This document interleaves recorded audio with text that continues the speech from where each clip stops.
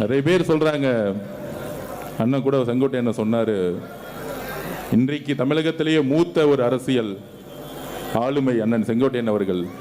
அதிமுகவை பற்றி நன்கு அறிந்தவர். அண்ணன் சொன்னார், இப்ப அதிமுக என்கின்ற கப்பல் கவிழ்ந்துகிட்டு இருக்குன்னு.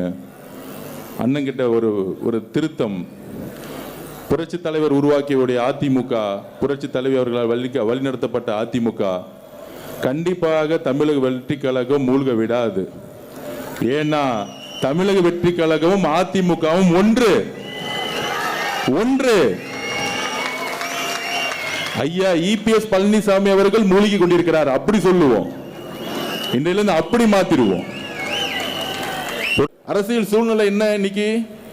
இன்றைய அரசியல் சூழ்நிலை 26க்கு அப்புறம் 50 வருஷ வரலாறு முடிஞ்சிருச்சு. அண்ணா செங்கோட்டை என்ன சொன்னாரு, திமுகவுடைய மு.க. ஸ்டாலினோட தோல்வியை பத்தி டிஸ்கஷன் பண்றாங்க. ஆனால் திரு எடப்பாடி பழனிசாமி அவர்கள் தமிழக வெற்றி கழகத்துடைய வேட்பாளரை விலைக்கு வாங்கி அங்க விசில் சிம்பிள் இல்லாம பார்த்துக்கிட்டு ஜெயிச்ச வரலாறு இருக்கு பாத்தீங்களா? அதுதான் மிகப்பெரிய சூழ்ச்சி வரலாறு. இந்த சூழ்ச்சியை எதிர்த்து நிக்கிறதுக்கு தான் மக்கள் கடுமையாக, அதுவும் அதிமுக இருக்கிறவங்க தமிழக வெற்றி கழகத்தை நோக்கி வராங்க. ஏன் வராங்க? திமுகவும் அதிமுகவும் என்றைக்கே ஒன்று சேர்ந்துருச்சு. இப்ப கூட பாருங்க, நேற்று மீட்டிங்ல அவருடைய மகனை அடுத்த பொறுப்புல கொண்டு வரதுக்கு பேச ஆரம்பிச்சுட்டாங்க. இங்க ஒரு மகன் கட்சி, அதிமுக ஒரு மகன் கட்சியை அடுத்தது மகன் கட்சி உருவாக்குறதுக்கு எல்லா வேலையும் நடந்துட்டு இருக்கு. இப்ப இவங்க ரெண்டு பேரும் இணைந்து ஒரு இணைப்பு விழா கூடிசல் நடக்க போகுது. திமுகவுடைய திரு உதயநிதி அவர்களும் அதிமுகவுடைய திரு மிதுன் அவர்களும் இணைந்து ஒரு இணைப்பு விழாவை கூடி சீக்கிரம் உருவாக்க போறாங்க. இதுதான் இன்னும் 1 வருஷமோ 6 மாசமோ இல்ல 29க்கு முன்னாடியோ. அப்ப இப்படி ஒரு அரசியலை அதிமுக இருக்கக்கூடிய தொண்டர்கள் நன்றாக புரிந்து கொண்டு புரட்சி தலைவர் அவர்களுடைய நோக்கத்தை நிறைவேற்ற, புரட்சி தலைவி அம்மா அவருடைய நோக்கத்தை நிறைவேற்ற தமிழக வெற்றி கழகத்தினுடைய இணைப்பு இருக்கு பாருங்க, அது ஒரு அன்பான ஒரு எமோஷனல் இணைப்பு விழா. ஒவ்வொருத்தரும் ரொம்ப நம்பிக்கையா வராங்க. ஒவ்வொரு சனிக்கிழமை வரும் பொழுது நம்பிக்கையா வராங்க தமிழக வெற்றி கழகத்துடைய அலுவலகத்திற்கு.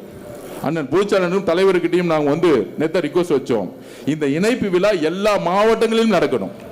எல்லா மாவட்டங்களிலும் நடக்கணும். அந்தந்த மாவட்டங்கள் அங்கங்க நடக்கணும்.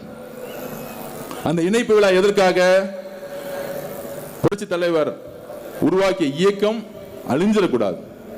30-40 வருஷமா ஒரு ஒன்றிய செயலாளர், ஒரு கிளை செயலாளர், நகர செயலாளர், மாவட்ட செயலாளர் எல்லோரும் கடினமான உழைப்பாளிகள். அந்த உழைப்பை தமிழக வெற்றி கழகம் முழுமையாக பயன்படுத்திக் கொள்ளும். அப்படி ஒரு இயக்கம் தான் தமிழக வெற்றி கழகம். அங்கிருந்து திராவிட முன்னேற்ற கழகத்துக்கு எந்த ஒரு உண்மையான எம்ஜிஆருடைய தொண்டரும் புரட்சி தலைவர் அம்மாவுடைய தொண்டரும் போறதுக்கு வாய்ப்பே கிடையாது. அண்ணன் திருமானனுக்கு ஒரே ஒரு வேண்டுகோள் சொல்றேன்.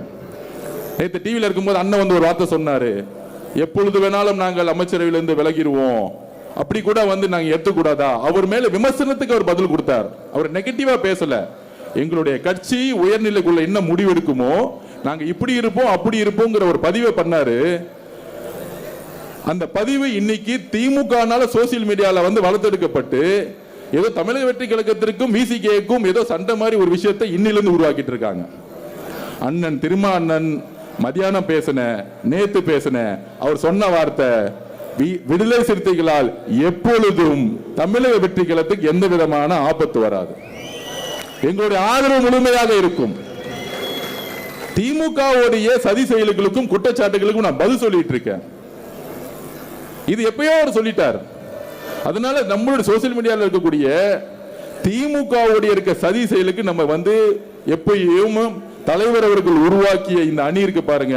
நான் திருப்பியும் பதில் சொல்றேன், இந்த ஆட்சிக்கு ஆபத்து வரணும்னு இந்த அமைச்சரை உருவாக்கல எங்களுடைய தலைவர் அவர்கள். அன்றைக்கு கடைசி அமைச்சரவையில் ஐயோமல் இருந்து இஸ்லாமிய சகோதரர் ஒருத்தர் அமைச்சர் ஆகும் பொழுது இஸ்லாமிய சகோதரர்களுடைய 60 வருஷ கனவு, ஐயோமலுடைய 60 வருஷ கனவு ஒரு அமைச்சர் ஆகிறது ஒரு கட்சியில இருந்து. விடுதலை சிறுத்தைகள் கட்சியுடைய கனவு 40 வருஷம் அதிகார பகிர்வு, ஆட்சியிலும் பங்கு, அதிகாரம் பங்கு. அப்போ ஒரு தலித் சகோதரர்கள் அமைச்சரா வரணும், விடுதலை சிறுத்தைகள் அமைச்சரா வரணும், அவங்களுடைய கனவு. அவர்களுடைய கனவை தூய்மையான உள்ளத்துடன் நிறைவேற்றும் நினைத்தவர் எங்களுடைய தலைவர். இதுதான் உண்மை. அமைச்சரவையில் சேர்க்கக்கூடியது ஆட்சி அதிகாரத்துக்கான ஒரு பாதுகாப்புக்கு கிடையாது. எங்களுடைய தலைவர் நாளைக்கு தேர்தல் கூட தனியா எதிர்த்து நிற்பார். எங்களுடைய தலைவரை பத்தி நீங்க தெரிஞ்சுக்கோங்க. எங்களுடைய தலைவர் நாளைக்கு தேர்தல் கூட மக்கள் முன்பு நான் உண்மையாக இந்த 30 நாள் ஆட்சி செஞ்சேன், 30 வருஷம் திமுக செய்யாதத எங்களுடைய தலைவர் எங்க அண்ணன் செஞ்சிருக்காரு இந்த 30 நாள்ல.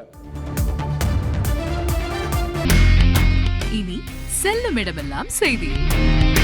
தந்தி டிவியின் வாட்ஸ்அப் சேனலை ஃபாலோ பண்ணினா செல்ல இருக்கும் இடமெல்லாம் செய்தி. இதோ QR கோட், இப்பவே ஸ்கேன் பண்ணுங்க, ஃபாலோ பண்ணுங்க.